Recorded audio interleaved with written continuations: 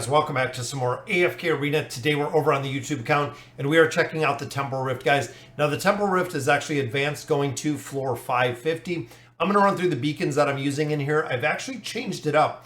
So before I was running Warrior Ranger support, having a lot of difficulty as we continue to get into the higher floors. So I actually swapped out, I dropped out the Warrior Spirit, I put it in the Tank's Fortitude, because tanks do have a lot of survivability in here. When you put beacons behind them, when you put badges behind them, it can work incredibly well. I also did pick up one of badge addiction just to up the normal attack rating in there.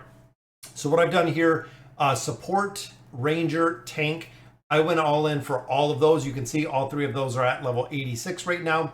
When you look at the room, I built anything that took the cores, so that was all that I built. I did not put any essence into this. I put 0 essence into this. I just bought all of the ones that were available to build with cores, except the Chaos Seeker. This one is actually pretty bad, but that is how we built out these. Now I'm going to run through the team that I'm using in the Rift. Been doing incredibly well. We're about, 386, so almost 400 floors. I just got in here to go ahead and do the reset. I have all of my rewind, so I have 200 rewind attempts left, which is awesome. Again, I'm going to show you the teams that I'm running in here based on the build, and I want to show you the formations. So looking at my first one, guys, I'm running Mishka with Scrag. I'm running Hodgkin as a crowd control and a buffer in here. Silas, a healer, of course, support, and also a buffer in here. Then we have the Awakened version of Thane, which of course is going to be buffed with Scrag and his invade ability, as well as Mishka's crowd control. So this one working incredibly well. Now I'm only at level 24 badges versus 29 badges. I need, I believe, one more level or maybe 2 more levels till we can actually get level, I believe 27 is the next one. 26 or 27 is the next level badges. You can see we have a pretty high deficiency in here, and I'm running the dragon in here because the only hero in here that is providing a lot of damage is that Awakened version of Thane. Looking at my second formation, we are running, and this is an old school formation, guys, running 4 of our dimensional heroes with Damon. So we know in the campaign, Damon does well. In the Graveborn Tower, Damon does well. He does the exact same within the Temporal Rift, guys. Damon is such a solid carry. Really hard to kill him in here. Damon can also get the targets low. Ezio can take them out. That is really the thought behind here. You have support from Joan of Arc. You have support in here from Merlin. Also do have support the tanking from having Albedo within this formation. Looking at the third formation is an old school formation. This is almost what we've seen of the old God tier comp. This is what it has become. So we have Taline in here, which is the primary damage support. Aziza in here, which is support. Mortis, buff support. Twins, buff support. Nevi, buffs and support. Absolutely, guys. We have 5 support heroes in here with the Winged Lion in here. It works incredibly well because even if Taline dies, guys, she will be up in the next fight. And all of the support in here just builds a very, very strong dynamic build. Now, of course, my last team is looking at the Awakened version of Solus with running Kinisa and Rook in here. Now, big thing, of course, Kinisa and Rook provide an incredible amount of crowd control in here. I could run probably Vathiel in here, it probably work just as well, but I love the crowd control that he provides. So looking at this build, guys, we have support with Halos, support with Peanut. We have damage mitigation from with Peanut, damage with Peanut. We have crowd control from Kinisa and Rook. We have crowd control from Pharrell, and then the Awakened version of Solus, which of course, a lot of support with healing, but having her built out, it is going to provide an incredible amount of damage. Now looking at the final formation that I have in here, when I do get to 5 teams, guys, I'm running Kren with Leica.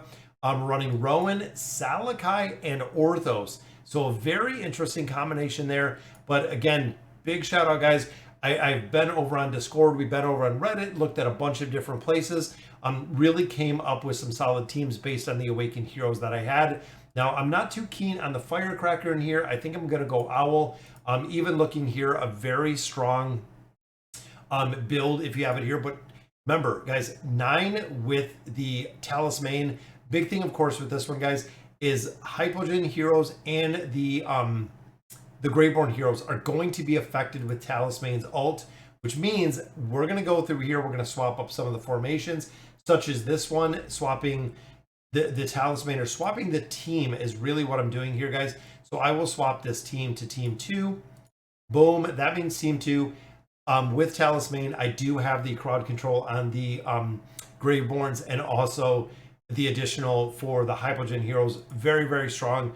Paying attention to what formations you're running in here is super important, guys, because there are a few heroes that can burst really fast, like Athalia. A lot of it, even if you're doing a lot of damage, you can get cheesed by Thorin.